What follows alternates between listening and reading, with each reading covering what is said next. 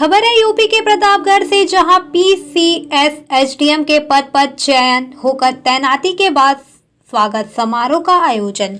खबर है यूपी के प्रतापगढ़ से, जहां उत्तर प्रदेश राज्य कर्मचारी महासंघ जनपद शाखा प्रतापगढ़ के तत्वाधान में रमेश तिवारी सेवानिवृत्त मुख्य प्रशासनिक अधिकारी सिविल कोर्ट प्रतापगढ़ के पुत्र उत्तम कुमार तिवारी पीसीएस एसडीएम के पद चयन तैनाती के फलस्वरूप प्रथम गृह जनपद प्रतापगढ़ आगमन पर कंपनी बाग के पीछे दलिया मऊ प्रतापगढ़ में स्वागत समारोह का आयोजन किया गया। अध्यक्षता ओम प्रकाश त्रिपाठी निवर्तमान जिलाध्यक्ष एवं प्रांतीय प्रबुद्ध प्रकोष्ठ भारतीय जनता पार्टी के सह संयोजक ने किया और कार्यक्रम का संचालन प्यारेलाल मिश्रा संरक्षक उत्तर प्रदेश राज्य कर्मचारी महासंघ जनपद शाखा प्रतापगढ़ द्वारा करते हुए अपने वक्तव्य में कहा कि उत्तम कुमार तिवारी के सफलता में उनके पिता के साथ साथ उनकी माता सीमा तिवारी का भी योगदान रहा। वक्ता सुरेश कुमार मिश्रा अध्यक्ष उत्तर प्रदेश राज्य कर्मचारी महासंघ प्रतापगढ़ ने उत्तम तिवारी को अपना आशीष प्रदान करते हुए कर्मचारियों के प्रति अपने परिवार के ही तरह सामंजस्य स्थापित करने का सुझाव दिया। नौशाद अहमद जिला महामंत्री उत्तर प्रदेश राज्य कर्मचारी महासंघ जनपद शाखा प्रतापगढ़ ने उन्हें बुके देकर माल्यार्पण करके उनका स्वागत करते हुए बधाई दिया। देखिए प्रतापगढ़ से डिस्ट्रिक्ट इंचार्ज विशाल रावत की रिपोर्ट। हमने फोन नंबर लिया और फोन से बात किया। लड़के ने बड़े आदर के साथ कहा कि अंकल जी जैसा चाहेंगे आप करें। बधाई का पात्र है लड़का, क्योंकि हम लोग बचपन से देख रहे थे कि वो किसी मतलब और चीज़ों से मतलब नहीं रखता था। पढ़ने से, अपने घर से, अपने इष्ट मित्रों से सीमित रह करके और अपने पढ़ाई में ध्यान देता था। तो तुरंत उसने स्वीकृति दी और हमने कुछ साथियों से बात किया और बात करने के बाद समय रखा। आज वो घड़ी है जिसमें भाई उत्तम कुमार जी यहाँ उपस्थित। बहुत साथियों ने तमाम बातें बताई कि कैसा करना चाहिए, कैसा नहीं करना चाहिए। मैं इतना ही कहना चाहूंगा कि जो इस कुर्सी को हासिल कर सकता है वो हर चीज कर सकता है और उसको बताने की जरूरत नहीं पड़ेगी। ऐसा लड़का है कि जहां रहेगा वो अपने आप जगह बना लेगा, रास्ता बना लेगा, किसी को कोई तकलीफ नहीं होने पाएगी, ये विश्वास हमारा। तो मैं भी निवेदन करना चाहूंगा, एक अम्ब्रेला बॉडी है उसके अंदर हो गया था, लेकिन वही किस्मत को जो मंजूर होता है। जैसे ही मैंने उसको ज्वाइन किया 13 दिन ही केवल हुए थे कि मेरा नाम प्रधानमंत्री कार्यालय के लिए आ गया कि आपको प्रधानमंत्री कार्यालय में ही नौकरी करनी है। अब मैं बड़ा परेशान हो गया कि नए नए नौकरी लगी है, अभी एकदम प्रधानमंत्री कार्यालय में से उच्च सर्वोच्च कार्यालय में कार्य करिए, कोई गलती हो जाए, कोई मिस्टेक हो जाए तो ये नौकरी छोड़िए, आगे की भी नौकरी लगना पॉसिबल नहीं हो पाएगा। लेकिन फिर भी सीनियर्स ने ढाढ़स बताया कि देखो ऐसा है कि 1.3 बिलियन पीपल रहते हैं इस धरती पे और इंडिया में कितने सारे लोग दिल्ली में रहते हैं, करीब 2 करोड़ होने वाले हैं दिल्ली में रहने वाले, और उसमें से कितने सारे लोगों को प्रधानमंत्री कार्यालय में जाने का भी मौका मिलता है। तो आपको ये मौका मिला है, इसको आप गंवाइए मत और अच्छे इसकी तैयारी करिए। तो आप लोगों के आशीर्वाद से मैंने 6 साल तक निर्विरोध वहाँ पर कार्य किया और कुछ यहाँ पर कर्मचारी संगठन की बात हो रही थी, तो मैं थोड़ा बोलना चाहूँगा कि मैं उस समय वहाँ पर एज ए इंजीनियर था, posted as a JE rank पे था। तो वहाँ पर हम लोगों ने कुछ अपनी खुद की एसोसिएशन खुद से खड़ी करी थी। All India Prasar Bharati employ association खुद से बनाई थी शुरू से। उसके सारे आर्टिकल ऑफ एसोसिएशन से लेके सारे आरआर बनाना, सारे सीडब्ल्यूसी का फॉर्मेशन करना, हर एक काम शुरू से लेके एंड तक किया। कैसे सीईओ से मिलना, डीजी से मिलना, उनसे बातें रखना अपनी कि सर हमारा पे ग्रेड में ये विसंगतियाँ हैं, इनको दूर करिए, हमारे ये सुविधाएं की आवश्यकता है। तो एज ए कर्मचारी, एज ए एसोसिएशन के मेंबर के तौर पे भी मैंने अपने आप को एक तरह से देखा है और मैंने कई चीज़ों में सफलता पाई वहाँ पर और बहुत ही जुझारूपन से हमने अपनी पूरी टीम खड़ी की थी, जो आज भी कार्यरत है वहाँ पर मेरे होने के पश्चात, वहाँ से रिज़ाइन करने के पश्चात। तत्पश्चात मेरा 2018 के बैच में पीसीएस में सिलेक्शन हो गया था।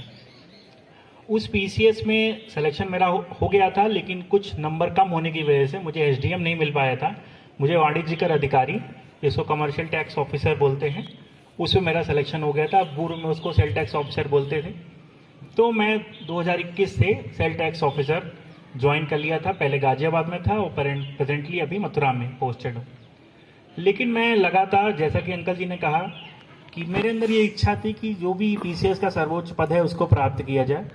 मैंने आईएएस के भी बहुत अटेम्प्ट लिखे, मुख्य परीक्षा भी कई बार लिखी। अनफॉर्चुनेटली वहाँ पर कुछ ऑप्शनल की वजह से मेरा सिलेक्शन नहीं हो पाया। अभी सर मुझसे पूछ रहे थे कि आपका ऑप्शनल यानी कि जो एक सब्जेक्ट लेना होता है वो क्या था, तो मैंने 3 बार बदला था उस सब्जेक्ट को, क्योंकि किसी भी सब्जेक्ट से मैं दे रहा था उसमें नंबर अच्छे नहीं आ रहा तो मैं दूसरा पढ़ता था। तो कुल मिला के बीटेक से रिलेटेड एवं मेरे अनुज जो यहाँ पर उपस्थित हूँ, मेरा हमेशा से ये मानना रहा है और मैं इस ज़िले में रहा हूँ। कहीं भी कोई मुझे पूछता है बाहर कि आप कहाँ के रहने वाले हो, तो मैं हमेशा उनको प्रतापगढ़ बताता हूँ। इवन कई लोग कहते भी हैं आप घर तो इलाहाबाद में हैं, जो लोग जानते हैं। और वहाँ मथुरा में जब मैं जहाँ पोस्टेड हूँ अभी, तो अखबार में भी लोग निकलवा रहे थे तो उन्होंने प्रयागराज लिखवा दिया। तो जब मैं कभी बताता हूँ तुम्हारा गाँव कहाँ है, तो मैं कहता हूँ गाँव तो मेरा वहाँ है लेकिन मेरा घर प्रतापगढ़ में है।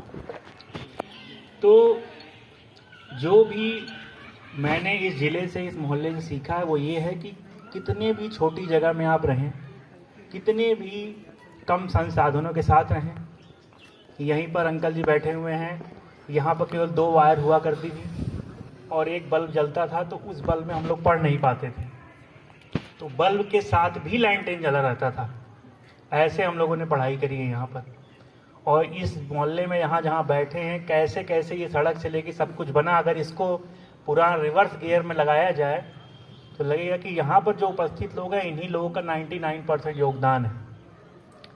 और कम संसाधनों के साथ, कम सिफारिशों के साथ कैसे कोई काम जुझारूपन से किया जाता है, मैंने इसी मोहल्ले से सीखा, अपने अंकल लोगों से सीखा कि कैसे कोई वरिष्ठ नेता यहाँ आता है, कोई मंत्री आते हैं, कोई कुछ भी आते हैं, उनसे अपनी बात रखना और उनको ये परसुएट करना कि हाँ ये इस बात की ज़रूरत है यहाँ हो।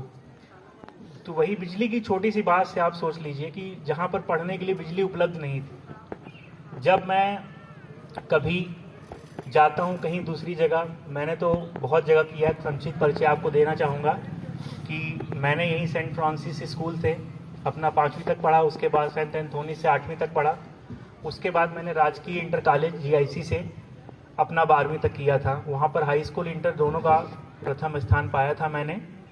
और उसके बाद मैं बीटेक करने के लिए आईईसी कॉलेज ग्रेटर नोएडा चला गया था। उसके बाद बीटेक कर लेने के पश्चात कुछ ऐसे चीज़ें थी जिनकी वजह से मेरा ध्यान सिविल सेवाओं की तरफ आकर्षित हो गया। उसके बाद मैंने 2 साल अध्यापन का कार्य भी किया। अध्यापन का कार्य करते करते मेरा सिलेक्शन बैंक पीओ में हो गया था, तो मैंने असिस्टेंट मैनेजर कलकत्ता में और उसके बाद धौलपुर राजस्थान में करीब 1-1.5 साल तक काम किया।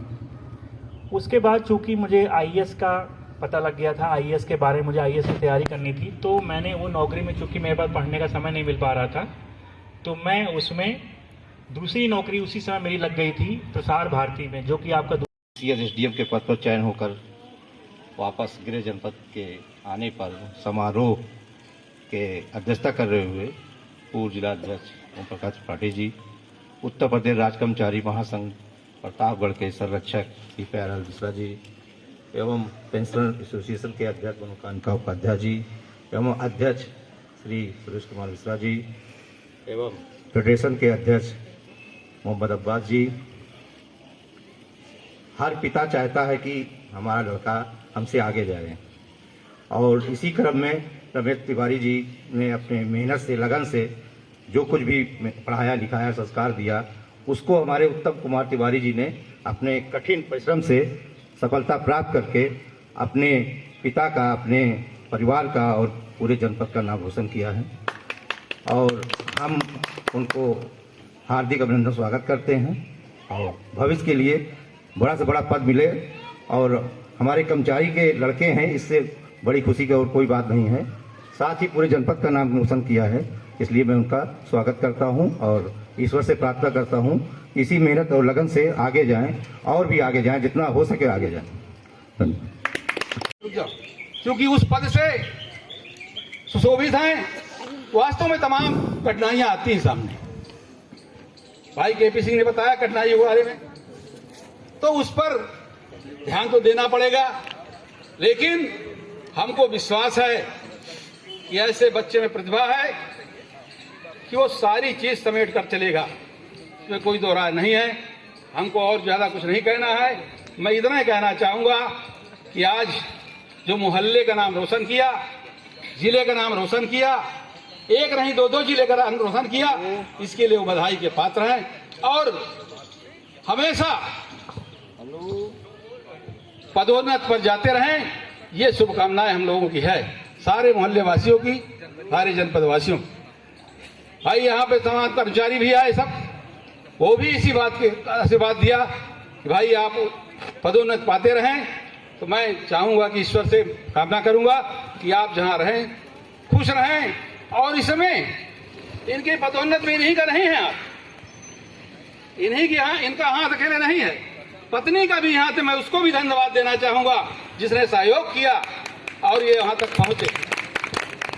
इन्हीं शब्दों के साथ मैं अपनी बारी को विराम देते हुए भाई रमेश तिवारी से चाहूंगा कि कुछ अपने बात कहना चाहें तो कहें। भाई रमेश तिवारी।